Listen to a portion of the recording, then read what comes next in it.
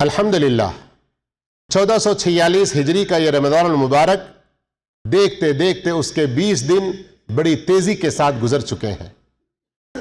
اب اگر ہم اس قدر تیزی سے گزرنے والے ان دنوں سے عبرت نہ حاصل کریں اور بقیہ تھوڑے سے دنوں سے بہت زیادہ فائدہ اٹھانے کی کوشش نہ کریں تو یقیناً ہم بہت بڑے محروم ہو جائیں گے۔ کیا ہو جائیں گے؟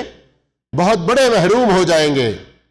نبی کریم صلی اللہ علیہ وسلم کے ہاں یہ 10 دن جن کو ہم عشرہ اخیر کہتے ہیں، جس کے اندر لیلۃ القدر ہے، اس کو پانے کی خاطر ہی آپ صلی اللہ علیہ وسلم اعتکاف کیا کرتے تھے، اور آپ کے ساتھ صحابہ اکرام بھی کرتے تھے۔ مسجد نبوی میں صحابیات کے لیے بھی خیمہ لگایا جاتا تھا الگ سے ان عورتوں کے لیے۔ لیکن آج ہم لوگ دنیا میں اس قدر مشغول ہو گئے کہ اس لیلۃ القدر کو پانے کی کوئی فکر ہی نہ رہی ہم لوگوں کو۔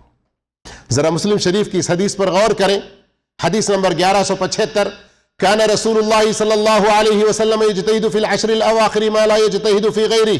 رسول اللہ صلی اللہ علیہ وسلم رمضان کے آخری عشرے کی عبادت میں اس قدر محنت کرتے کہ دوسرے دنوں میں اس قدر محنت نہ کرتے۔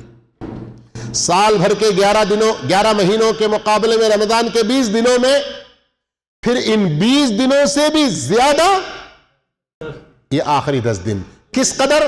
اور ایک حدیث میں صحیح مسلم کی یہاں نوٹ کرنا موقع نہیں ملا کہ آپ صلی اللہ علیہ وسلم کے بارے میں حضرت عائشہ صدیقہ رضی اللہ عنہا فرماتی ہیں، اذا دخل العشر، جب آخری عشرہ داخل ہو جاتا، شد مئزرہ، اللہ کے رسول صلی اللہ علیہ وسلم اپنی کمر کس لیتے۔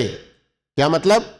آخری عشرے کی راتوں میں اگرچہ کہ اللہ نے اجازت دی ہے اپنی بیویوں سے صحبت اختیار کرنے کی، لیکن اللہ کے رسول صلی اللہ علیہ وسلم نہیں کرتے تھے، صرف اللہ کی عبادت میں گزارتے تھے۔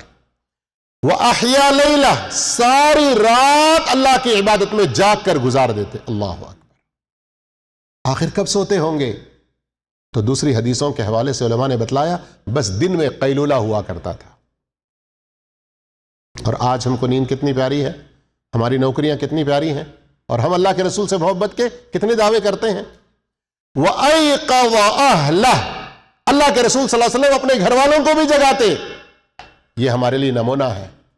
آج تو سعودی عرب کے اندر ہے، کل سے انڈیا اور اپنے ملکوں میں ہوگا، تو وہاں ہم اس سنت کو زندہ کریں، اپنے بچوں کو راتوں میں قرآن کی تلاوت میں، دعا میں، استغفار میں، ذکر میں، زیادہ نفل پڑھتے رہنے میں، عورتوں کے لیے اگر مسجد میں انتظام ہے تو وہاں بھیجنے میں، اور ہمارے مردوں اور بچوں کو مسجد میں بھیجیں تاکہ وہاں پر تراویح، قیام، تہجد وغیرہ کی ساری راتوں میں جماعت کے ساتھ نماز وہ پڑھتے رہیں۔ اور جو شخص امام کے ساتھ جماعت سے نماز پڑھتا ہے، صحیح حدیث ہے سنن کی، اس کو ساری رات تہجد پڑھتے رہنے کا ثواب لکھا جاتا ہے۔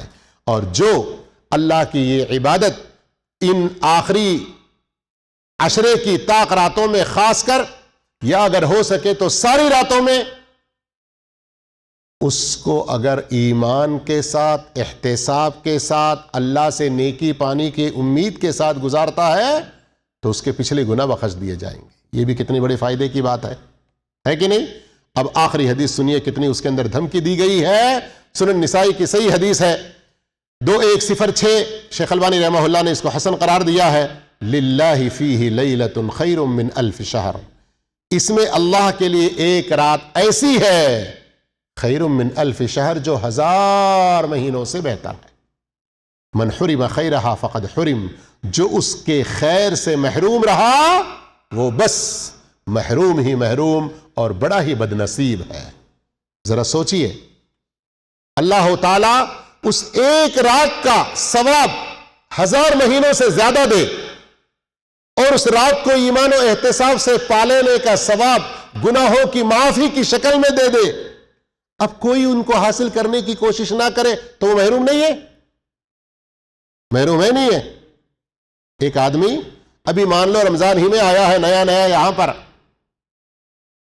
اور کفیل اتنے اچھے دل والا ہو کہ چل تو رمضان میں آیا ہے، پہلی بار آیا ہے، 6 گھنٹے ہی کام کر لیں، میں تجھے ڈبل تنخواہ بھی دے دوں گا۔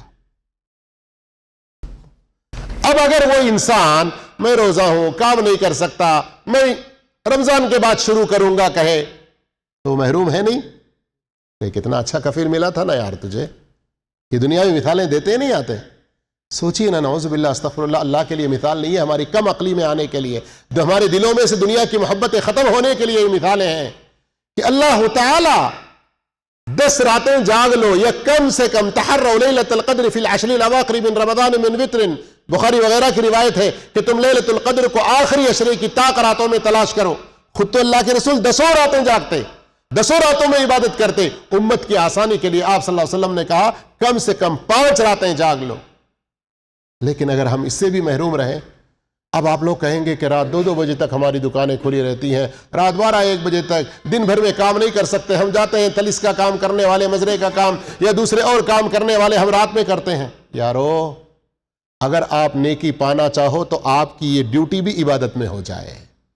حسن نیت، تڑپ، اللہ آپ کے دل کی تڑپ کو دیکھتا ہے، آپ کے دل کے اندر کے احساس کو دیکھتا ہے. ان اللہ لا ينظر الى صورکم ولا اجسادکم ولكن ينظر الى قلوبکم واعمالکم. اللہ تمہاری ان صورت و شکلوں کو نہیں دیکھتا، تمہارے جسم کو ٹھاٹ بھاٹ کو نہیں دیکھتا، تمہارے دلوں کو دیکھتا ہے.